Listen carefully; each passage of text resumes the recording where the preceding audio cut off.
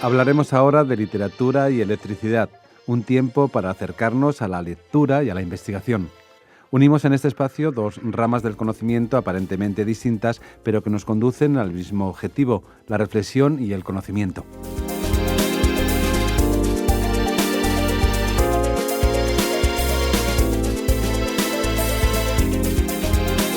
Desde los inicios del siglo XX, la electricidad supuso un cambio en el desarrollo industrial, bélico y de comunicación.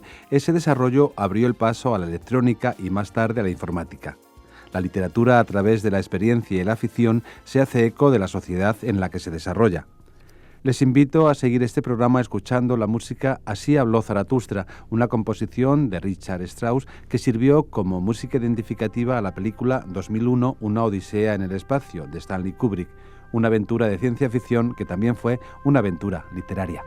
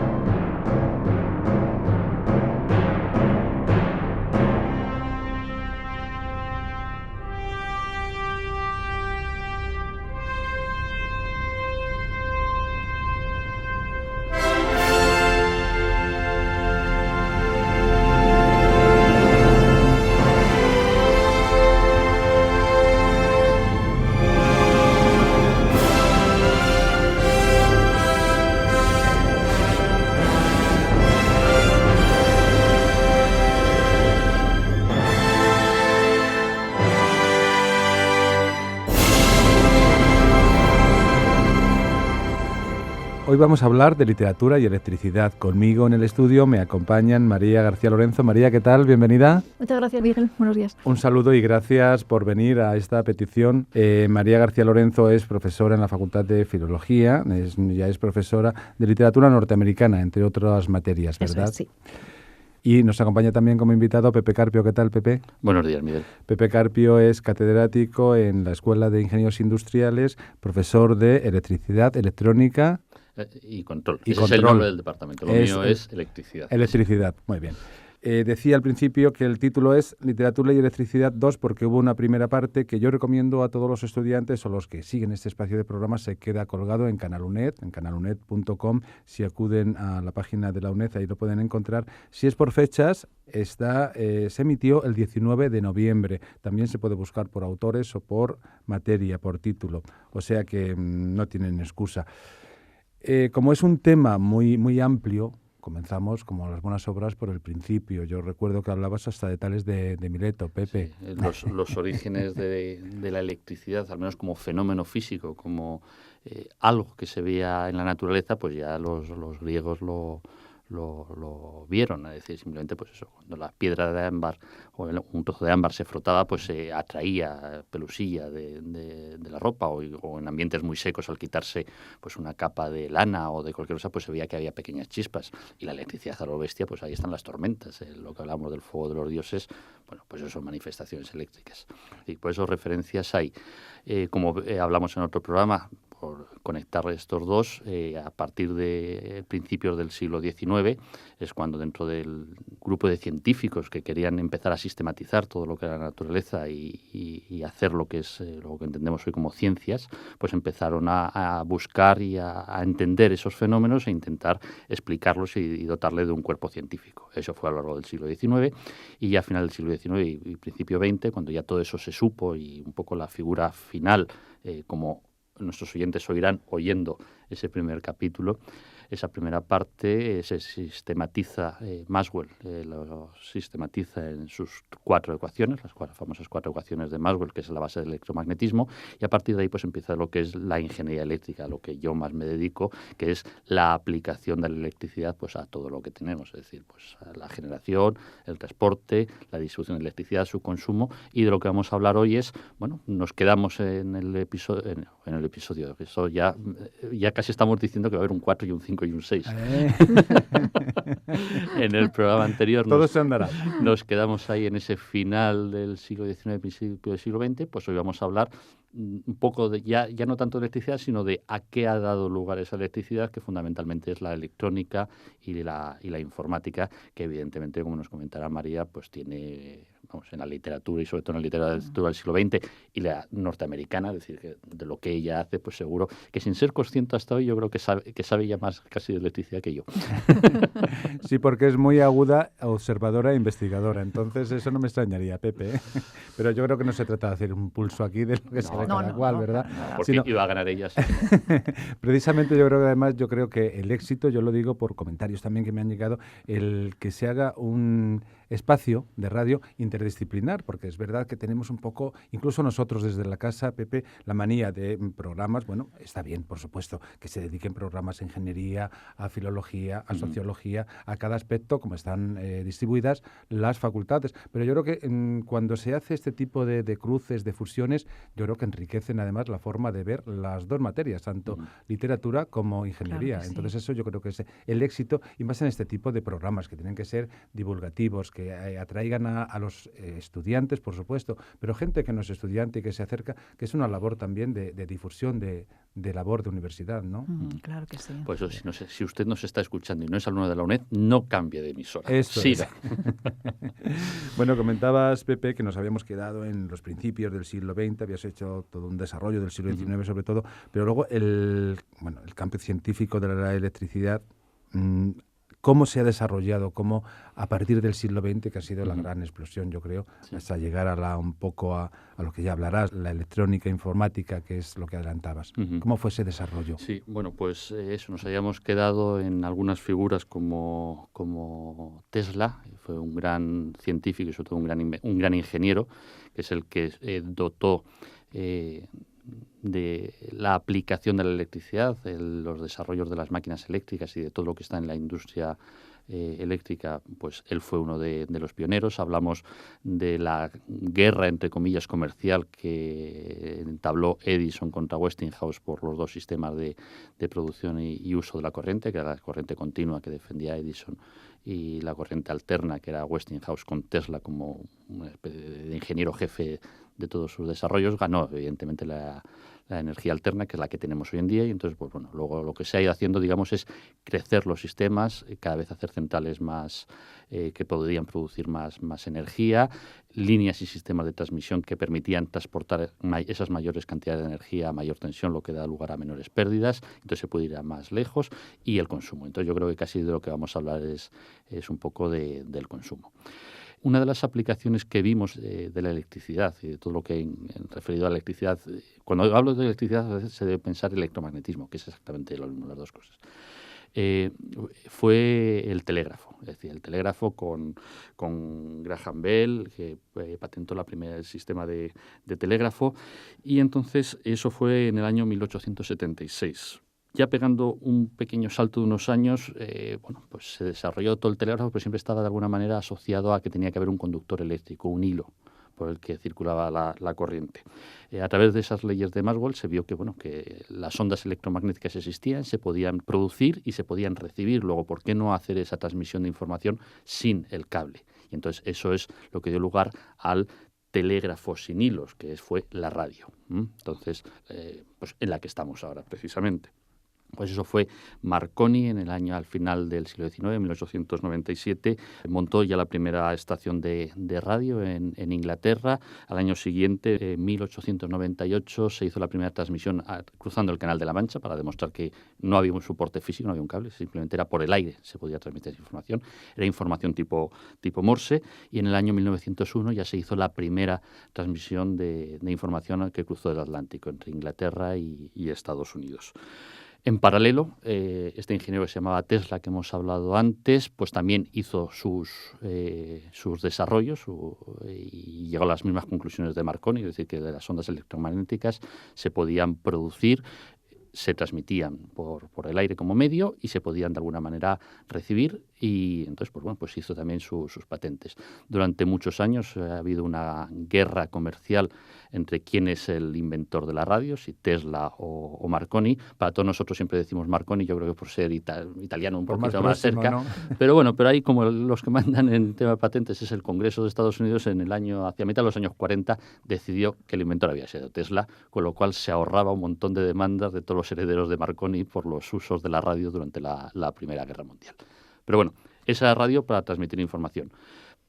En el año 1905-1906, al principio del siglo XX ya, en Nochebuena, se hizo la primera retransmisión de radio con sonido. Porque antes hemos dicho que era como un telégrafo, pero sin hilos, ya se empezó a transmitir hilos. Y en los años 20, en Argentina, se hizo la primera emisiones de radio de forma regular, continuada en temas, digamos, de recreo. Fue música, temas de ópera, fue curiosamente en Argentina. Entonces, pues ese es un uso que se hizo y en el que estamos ahora en la radio. Todo ese tema de las ondas electromagnéticas, por su lado, dio lugar a otros temas. Por la tecnología, lo bueno que tiene es que se utiliza para bien, pero a veces se empieza a utilizar para mal. Y entonces, pues otra historia totalmente paralela y apasionante es el radar, por ejemplo. ¿Cómo se hizo el radar? El radar viene del acrónimo en inglés creo que es algo así como detección y medida por radio. Es decir, la idea es lanzar una onda, cuando encuentra un objeto, lo del murciélago. Ese es el tema, es el radar. Como todo, empezó de una forma bastante rudimentaria, en el sentido de que pues eran ondas de longitud de onda relativamente larga, lo cual requerían instalaciones muy grandes, casi como las instalaciones de emisoras y receptoras de radio, es decir, con antenas fijas y ya está. Con este sistema, durante la Segunda Guerra Mundial, Inglaterra se protegía de Alemania y Alemania de Inglaterra, pero, por ejemplo, los ingleses se dieron cuenta que los alemanes tenían algún tipo de radar un poco distinto porque les detectaban mucho antes que los ingleses a los alemanes. Incluso parte de todo el tráfico que venía de Estados Unidos, los alemanes eran capaces de cazar por dónde venían los aviones y los barcos, lo cual dio lugar ya casi en plan novela a temas de espionaje, de a ver qué es lo que hacían esta gente. Pues los alemanes habían descubierto cómo generar esas ondas electromagnéticas, cómo hacer esos radares, pero con longitudes de onda más pequeñas, permitían equipos más pequeños y antenas que se podían mover, que es lo que tenemos ahora. Pues todo eso dio lugar a una cantidad de temas de espionaje, de desembarcos en Francia donde pensaban que estaban, de secuestrar las piezas, de llevar, de estudiarlas, y luego, pues esa parte de utilización, pues conociendo ya cómo eran los sistemas de radar alemanes, pues descubrieron cómo inutilizarlos. Eso que vemos en las películas de los señuelos, cuando dicen eso de lancen un señuelo y lanzan un montón de papelitos de aluminio, pues hicieron esos los bombarderos ingleses que machacaron Hamburgo, pues así burlaron las defensas alemanas, sabiendo cómo eran, y entonces pues ahí cambió. Es decir, que la tecnología para bien y para mal está, y sobre todo, pues supongo que dio pie a todo, algo tan real como eso, a toda la labor de espionaje que luego seguro que en literatura se ha recogido. Sí, bueno, la literatura tiene un género propio, claro, ¿no? Sí, claro que sí. María. Sí, bueno, antes de continuar con la parte de literaria de nuestro tema de hoy, yo quisiera recordar, porque lo hago en todos los programas, que la literatura no solamente refleja la existencia, la experiencia, lo que llamamos la realidad, la literatura, representa e interpreta. Es decir, nos da una perspectiva, una visión, lanza una imagen de lo que estamos hablando. Cada autor lanza su propia imagen, su propia interpretación, su propia representación. Bueno, Pepe nos acaba de hablar de tecnología de guerra y eso es muy, muy interesante porque la primera novela de la que vamos a hablar hoy es 1984 de George Orwell. Ya hemos mencionado en alguno de nuestros programas 1984, pero muy de pasada, pero pensamos que esta novela se merece realmente unos pocos minutos, detenernos un poco en esta distopía. escrita por George Orwell y publicada en 1948. 1948 es unos poquitos años después de que acabara la Segunda Guerra Mundial. George Orwell vivió también la guerra muy de cerca y sabe el mundo que queda después de una guerra y sabe también qué pasa cuando las tecnologías que se han utilizado para un uso bélico se ponen ahora a disposición de un mundo en paz. Recordemos que 1984 es una distopía, como decía yo antes, un mundo en el que los ciudadanos que viven en Oceanía están totalmente controlados por el Estado. Es un mundo que controla al ciudadano. Y este poder de la información está centralizado. La tecnología está muy patente. Es la tecnología lo que permite controlar al ciudadano y controlar todo lo que hace a través de las telepantallas, lo que llaman las telepantallas, que son unos aparatos de comunicación de dos vías. Es decir, del mismo modo que el ciudadano recibe la propaganda del Estado, también sirve para que cada detalle de la vida de ese ciudadano llegue al control, llega a la policía del pensamiento, que se llama. Entonces vemos que esta tercera revolución industrial que está empezando después de la Segunda Guerra Mundial se apoya en todo un aparato tecnológico, pero también en todo un aparato burocrático y cultural. Y eso es muy importante. Es decir, no podemos hablar de la tecnología sin hablar también de otras estructuras de poder, porque todo viene imbricado. Le voy a hacer la palabra a Pepe porque sé que le gusta mucho 1984. Sí, yo la verdad es que tengo una pequeña debilidad por Orwell y por, sus tres novelas fundamentales, que son Homenaje a Cataluña, Granja Animal y 1984. Y yo casi recomendaría a todo el mundo que leyese las tres, pero simplemente no como cultura general, sino como cultura vital. Es decir, son muy buenas. La primera te demuestra que en las guerras no hay lados buenos ni lados malos, sino todos son lados malos. Que con las excusas de las ideologías y de todo, al final lo que se termina haciendo es machacar al que tienes al lado simplemente porque te cae mal. O porque te cae mal, no, porque no piensa como tú. Y entonces eso da pie al totalitario. Bueno, luego el de Granja Animal, evidentemente, es cómo el poder va transformando a la gente y que quizás las buenas intenciones al final no son tan buenas y todos terminan, quien está en el poder y sobre todo en un poder absoluto, termina exactamente haciendo lo mismo, sea del color que sea, del lado que sea. Y 1984, como dice María, para mí es una novela casi fundamental. Me la suelo ver cada 4 o 5 años.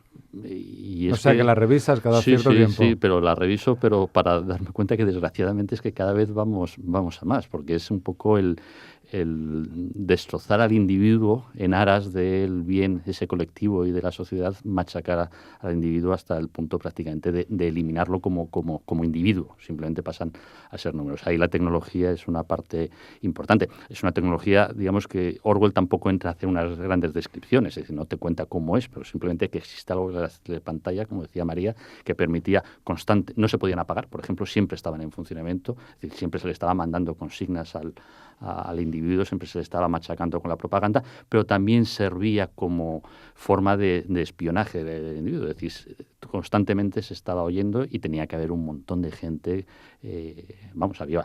había 3 ministerios en ese país y uno de los ministerios se dedicaba a esa persecución. Decía que tristemente es como muy real porque evidentemente tiene temas pues como la aniquilación del individuo, el utilizar la neolengua, que es lo que utilizaban ellos pues para, digamos, controlar a la gente de la forma en la que se tenía que expresar, y luego temas pues tan desgraciadamente actuales como reescribir la historia en el interés de quien manda, pues era una cosa que era, obligada, y era lo que te permitía que cuando un individuo caía en desgracia, directamente era eliminado de la historia, y claro, cuando desaparece el recuerdo de una persona, esa persona ya no ha existido. Pues era una de las formas de aniquilación. Entonces, no nos vamos a centrar en esto, podríamos hacer un programa sobre Orwell, porque lo que me encanta, pero sí que es una de esas novelas que hay que leerse, pero hay que leerse con lentitud y disfrutando y pensando lo que es, y entonces a veces es muy dura. La verdad es que es una novela muy, muy dura. Y que fue pionera porque publicada en 1948, has comentado, María, o sea que sigue teniendo vigencia, desde luego, el planteamiento. Desgraciadamente cada vez más. Sí, efectivamente. Una de las cosas que más me gustan a mí es la idea del panóptico, es decir, el panóptico, el ojo que todo lo ve.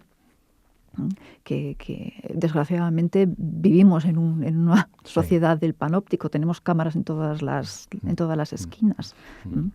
Y donde no hay cámaras la ponemos nosotros con nuestras fotos en las redes sociales, es decir, donde no hay ya la cámara, la cámara nos la han dado y la llevamos nosotros.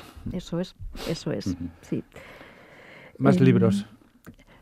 Pues siguiendo un poco con esta idea de la información como instrumento de poder, muy de pasada vamos a mencionar las novelas de espías de la Guerra Fría. Y digo muy de pasada porque yo creo que las novelas de espías también se merecen un programa aparte. Y algún día hablaremos de literatura y encriptación, literatura... Sí, veo que estás tomando nota y haces muy bien porque lo acabaremos haciendo. Las novelas de espías lo que hacen es escenificar un mundo en el que la guerra ya no es ruidosa, la guerra ya no es tan visible, no se ven tanques por las calles. Es una guerra en donde lo que se gestiona es información. Es una guerra invisible, silente, y esto genera cierta ansiedad, porque todos estos aparatos tecnoculturales de los que estamos hablando quedan ocultos. Entonces, podemos ver que todo este poder centralizado puede estar en manos del Estado o puede estar en manos de alguna organización maligna, como por ejemplo tenemos en las novelas de James Bond. Entonces, como digo, no nos vamos a centrar más en estas novelas de espías, las de Ian Fleming, las de Graham Greene, las de John le Carré, pero podríamos explorar cómo se articula todo este juego de poderes de quién sabe, quién no sabe, quién quiere saber.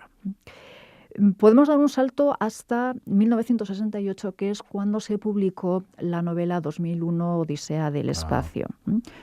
Esta novela se escribió de forma muy curiosa porque recordemos que hay una película no sobre este libro, sino que la película se escribió el guión y Clarke, el autor, escribió la novela al mismo tiempo que se estaba haciendo el guión. O sea que la novela se publicó un poco después del estreno de la película, efectivamente.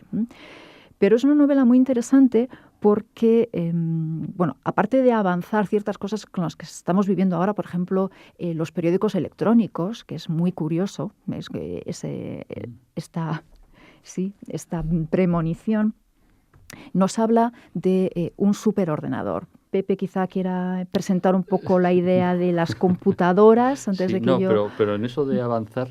es que esto ya es empezar casi a contar batallitas de viejo.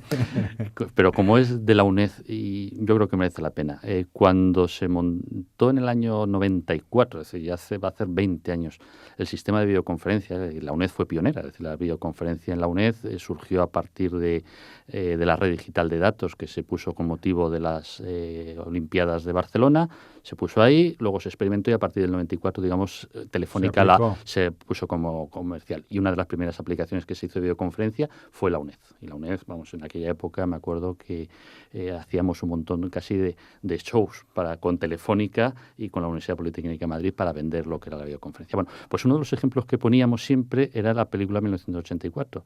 Si recuerdan, siempre decíamos, a ver, ¿qué cosas en el año 69, cuando se hizo la película, parecían todo era ciencia ficción? ¿Qué ha pasado ahora? Pues no tenemos aviones que vayan a la Luna, no hay una base lunar, pero si recuerdan los que la han visto, hay un momento que cuando Floyd, el protagonista, digamos en la segunda parte, después de la parte de los monos, el doctor Floyd va a la Luna, desembarca en la estación esta que va dando vueltas alrededor de la Tierra con la música del vals, y entonces cuando llega dice, perdón un momento, voy a llamar a mi hija.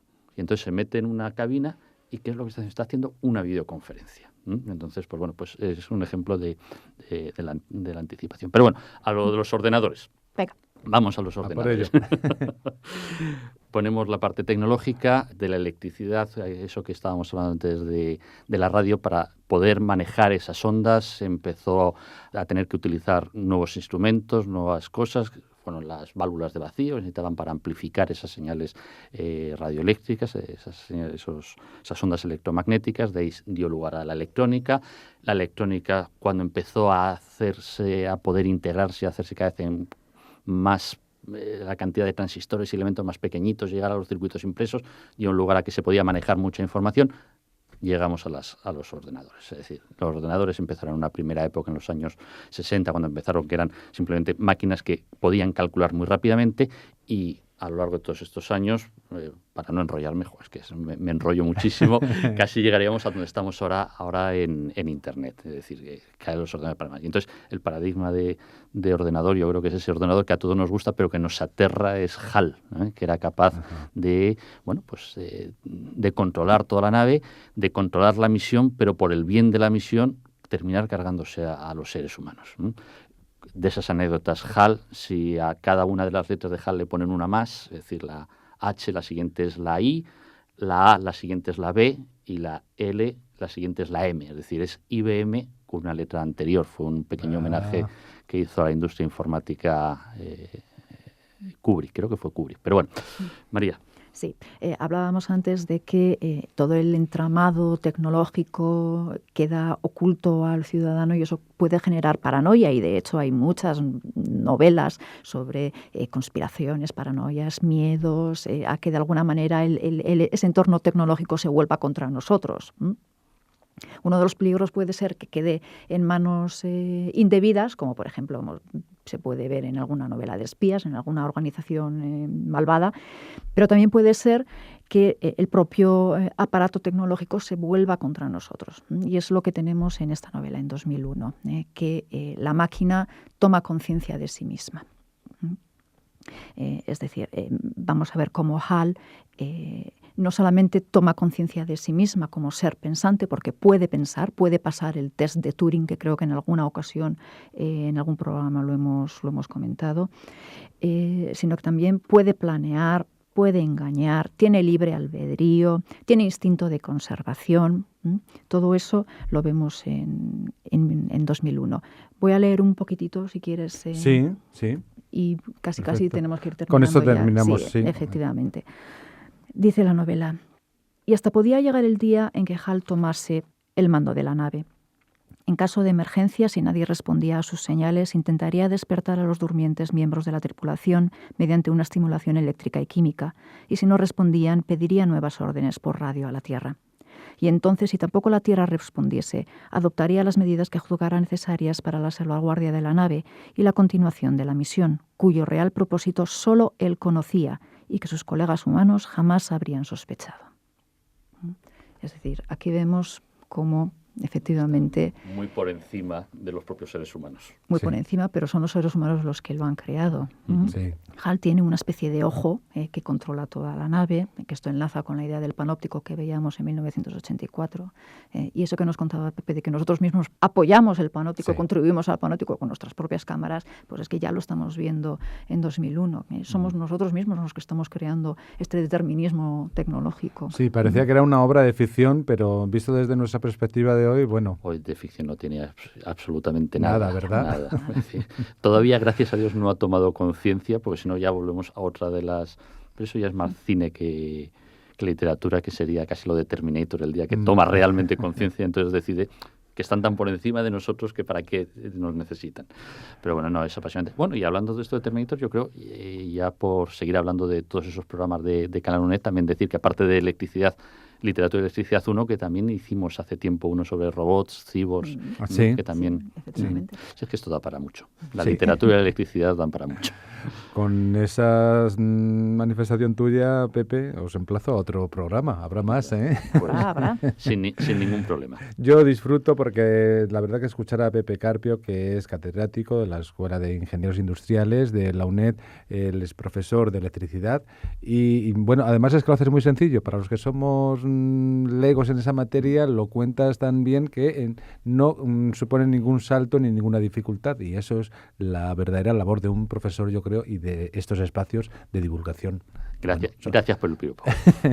Y María, que te voy a decir que bueno, que sigo contando contigo, porque la verdad que María, que es profesora de filología en la Facultad de Filología de la UNED, de literatura norteamericana contemporánea, además de otras materias, yo creo que engarzas muy bien lo que cuenta Pepe con la posibilidad de poder verlo en los libros, que yo siempre digo que acudan a los libros, pero que es una forma de ir también ya con el rodaje hecho, ¿verdad? Claro, porque sí. Van a encontrar menos dificultades. Claro que sí. Pues nada, nos vemos en otra ocasión, aquí mismo. Aquí mismo estaremos. Hasta cuando queráis. Hasta la próxima. Gracias. Gracias, Miguel.